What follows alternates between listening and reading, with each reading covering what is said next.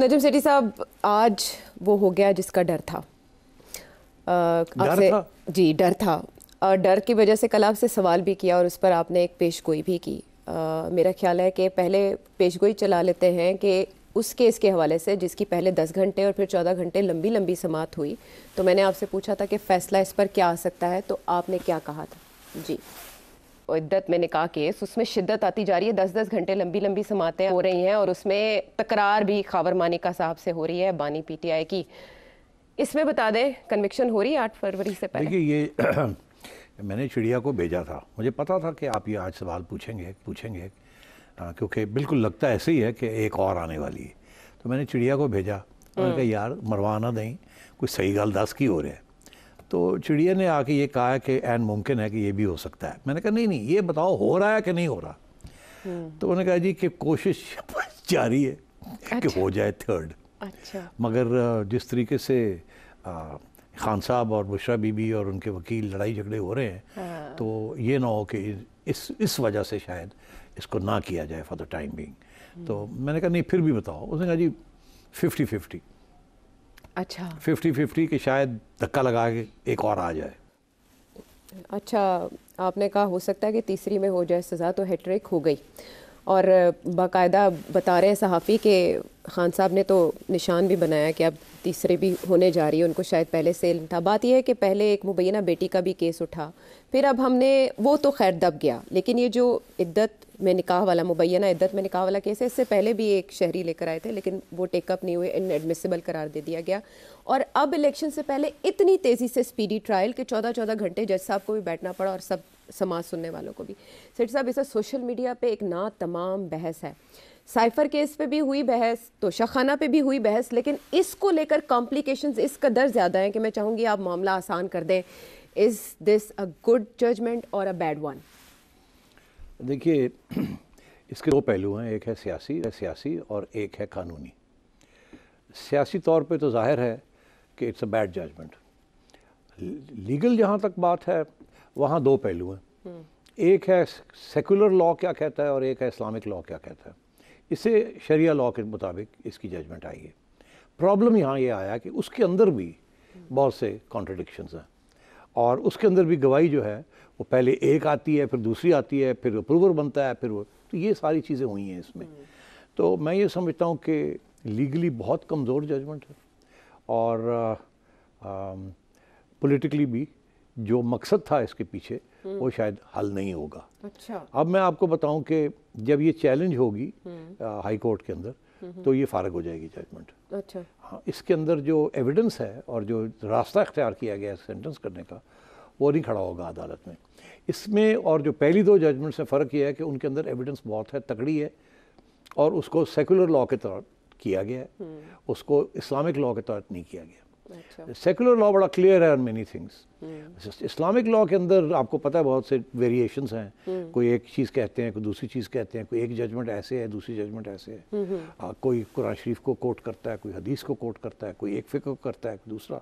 तो ये चीज़ें चलती रहती हैं मगर इसके अंदर बहुत से लूप होल्स रह गए हैं और मैं समझता हूँ ये स्ट्राइक डाउन हो जाएगा हाई कोर्ट लेवल। जब आपने इफेक्ट की बात की, सियासी पहलू के इसके, तो उसमें यह है कि obviously there is a cause and then effect. तो जो रिजल्ट्स चाहिए, डिज़ायर्ड रिजल्ट्स इस तरह के प्रोसेस के, वो मिल सकेंगे? ये बहुत अहम सवाल है क्योंकि लोग ये पूछते थे कि ये जो सारी जल्दी कन्विक्शंस हो रही हैं, ये इनका मतलब क्या है, क्यों कर रहे हैं, क्यों इतनी जल्दी कर रहे हैं जी। और मेरा जवाब हमेशा पहले 2 केसेस में यही था कि वो एक पैगाम देना चाह रहे हैं कि जी खान साहब की सियासत ख़त्म है जी। इनका कोई क्वेश्चन डजंट राइज कि ये बाहर आएंगे, certainly not for several years. ये पैगाम जा रहा था और वो पैगाम किसके लिए था? खान साहब के वोटर के लिए। ठीक। क्योंकि ख़दशा ये था कि खान साहब का वोटर फिर बाहर बड़ी तादाद में निकलेगा और खान साहब की पार्टी और उनके लोगों के लिए वोट डालेगा। ठीक, और उसमें यूज़ फैक्टर भी था। तो उसको डैम्पन करने के लिए और लोगों को थोड़ा कंफ्यूज करने के लिए ये फैसला हुआ कि जल्दी से जल्दी कराया जाए और एक मोहर लगाई जाए कि ये फारग है, ताकि इनके कुछ सपोर्टर्स जो डाई हार्ड नहीं हैं वो अलग हो जाएं और वो फिर किसी और पार्टी को ज्वाइन कर लें, बिकॉज वोट को ज़ाया नहीं करना चाहेंगे। तो पैगाम ये था वोट को मत ज़ाया करें, ये फारग है बंदा। अच्छा। ठीक। और फैसले हो चुके हैं कौन आएगा कौन जाएगा बाकी पार्टियों में से। तो पहले वाला जो था उससे तो पैगाम चला तो गया, ٹھیک ہے. دوسرے کے ساتھ بھی پیغام چلا گیا. اب سوچا یہ کہ شاید یہ پیغام جا تو رہا ہے، سن نہیں رہے ہیں لوگ، تو میرا خیال ہے پھر یہ بھی فیصلہ ہوا کہ ایک اور لگا دو اور اس کو تھوڑا پرسنلائز کر دو، اس کو تھوڑا اسلامک اینگل دے دو، یہ سوچ کے کہ ہمارے ہاں ٹریڈیشنل لوگ ہیں تو ہو سکتا ہے یہ اینگل جو ہے یہ زیادہ بھاری رہے. ہاں وہ قاسم سوری صاحب کا وہ وائرل ہوا تھا نا ویڈیو، اسلامی ٹچ دے دیں تھوڑا سا خان صاحب، اسلامی ٹچ دے دیں. اچھا، اب جو غلطی جو ہوئی ہے میرے خیال سے، میرا خیال یہ ہے کہ یوتھ جو ہے، جو بیسکلی جو عمران خان کو سپورٹ کر رہا ہے more than the other age groups, youth جو ہے وہ ان چیزوں کی طرف نہیں دیکھتا. وہ پھر کس کی طرف دیکھتا ہے؟ وہ صرف دیکھتا یہ ہے کہ وہ ایک ہیرو ہے اور یہ جو باقی سارے ہیں یہ زیرو ہیں. اچھا.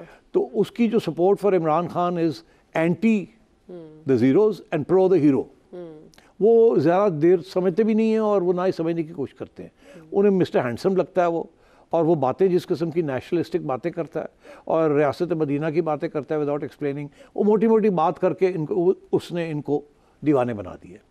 وہ ان کے اوپر کوئی اثر نہیں پڑ رہا. ان فیکٹ یہ جو آخری فیصلہ آیا ہے اس کے ساتھ میرا جو خیال ہے، میرا خیال ہے یہ کہ بہت سے ٹریڈیشنل لوگ بھی سمجھتے ہیں کہ یہ نہیں، یہاں تک نہیں جانا چاہیے تھا. بیکاز یہ دیکھیے اگر یہ فیصلہ برقرار رہتا ہے تو بہت سے آگے مسئلے بن سکتے ہیں شادیوں میں اور نکاح عدالتوں میں جو خلا کے کیسز ہیں، بہت سی نئی طلاق کے، خلا کے بہت سی ایشوز اب بن سکتے ہیں اس کے اندر. تو میں یہ سمجھتا ہوں کہ جو مقصد تھا کہ میسج دے کے ووٹر ٹرن آؤٹ کو کم کرنا یا ڈائیورٹ کرنا، میں سمجھتا ہوں وہ فیل ہو گیا ہے. اور اس کے بیسس، اس کی فیلئر کے بیسس کے اوپر اب یہ ہے کہ لوگ اور بھی غصے میں اور ضد میں نکلیں گے خان صاحب کو ووٹ ڈالنے کے لیے. اچھا، لیکن یہ ایک بڑی انٹرسٹنگ ڈیولپمنٹ ہے. ہاں، آپ کہہ رہے ہیں سمپتھی کا ووٹ ہی آئے گا، خان صاحب مظلوم ہی ثابت ہوئے ہیں اس کے نتیجے میں بھی. لیکن ایک بڑا انٹرسٹنگ آرگیومنٹ ہے کہ ریاست کا کردار کسی انسان کی پرائیویٹ لائف میں کتنا ہونا چاہیے، اور یہ سراسر نجی زندگی میں مداخلت ہے. دیکھیے یہ فلسفہ ویسٹرن فلسفہ ہے، یہ اسلامک فلسفہ نہیں ہے. اسلام میں تو یہ ہے نا کہ ہمارا جو مذہب ہے Quran Sharif, it's a complete code of life. سارا کچھ اس میں ہے. اس میں پرسنل اور دوسری چیزیں یہ سب الگ الگ نہیں ہو سکتی. ہر چیز کے اوپر اپلائی کر. آپ بھی خود کہتے ہیں ہمارے جو وائز مین ہیں آف اسلام وہ سارے یہی کہتے ہیں جی کمپلیٹ کوڈ آف لائف ہر چیز پہ اپلائی کرتا ہے. یہ کیا بات ہوئی private and public? No such thing. اگر آپ سیکولر لا، جو کہ بیسکلی ہمارا 90% یہاں سیکولر لا ہے، جو کہ ہم نے انگریزوں سے انہیریٹ کیا تھا کلونیل رول سے، جو کہ ساری ہماری کانسٹیٹیوشن یہ وہ except for some Islamic clauses وہ بیسکلی سیکولر قسم کی چیزیں ہیں. اس کے اندر یہ ضرور ہے پرائیویسی کے معاملہ، پرائیویسی کا معاملہ ضرور ہے. میں اگزامپل دیتا ہوں آپ کو. ویسٹ کے اندر اگر آپ کا کوئی سیکسچل سکینڈل ہوتا ہے تو اس کے اوپر قانون نہیں لاگو ہوتا کیونکہ وہاں سیکسچل فریڈم ہے. ٹھیک ہے. مگر وہاں مورل لا جو ریلیجن پرووائڈ کرتی ہے ان کی، یا ویدر پروٹسٹنٹ اور کیتھولک، وہ اپلائی کرتی ہے. کوئی ایم این اے ہے وہاں، سمجھے پارلیمنٹ کا ممبر ہے، ٹھیک، شادی شدہ ہے، وہ کہیں جا کے کچھ کسی اور کے ساتھ کچھ گڑبڑ کر لیتا ہے تو اس کو یہ نہیں کرتے اٹھا کے جیل میں ڈال دیتے ہیں کیونکہ وہاں کوئی قانون نہیں ہے کہ یہ غلط ہے. اچھا. مگر وہاں یہ ضرور ہے کہ یہ اخلاقی طور پر جس ذمہ داری پہ آپ بیٹھے ہیں وہاں مورل اتھارٹی جو ہے وہ آپ انسٹیٹیوشنز کی اور اپنے عہدے کی انڈرمائن کر رہے ہیں تو پھر اس کو ریزائن کرنا پڑ جاتا ہے. سیکنگ نہیں ہوتی، یا سیکنگ بھی ہوتی ہے اس صورت میں اگر آپ ریزائن کرنے کے تیار نہ ہو اور آپ کا پارٹی لیڈر سمجھے کہ پارٹی کا نقصان ہو رہا ہے آپ کی امورل بیہیویئر سے، تو پھر وہ ہوتا ہے. بل کلنٹن کی مثال ہے ایک، اور ڈونلڈ ٹرمپ پہ بھی ابھی حال ہی میں لگا ایز اے پریزیڈنٹ. مگر یہ مورل ایشوز ہیں، مورل اخلاقی ہیں. اخلاقی ہے. تو یہ سیکولر لا ہے. یہاں اگر آپ سیکولر لا اپلائی کریں گے تو ہمارے ہاں تو سیکولر لا میں اس قسم کی جب معاملے آ جاتے ہیں تو ایک دم ہم چلے جاتے ہیں اسلامک لا کی طرف. اچھا.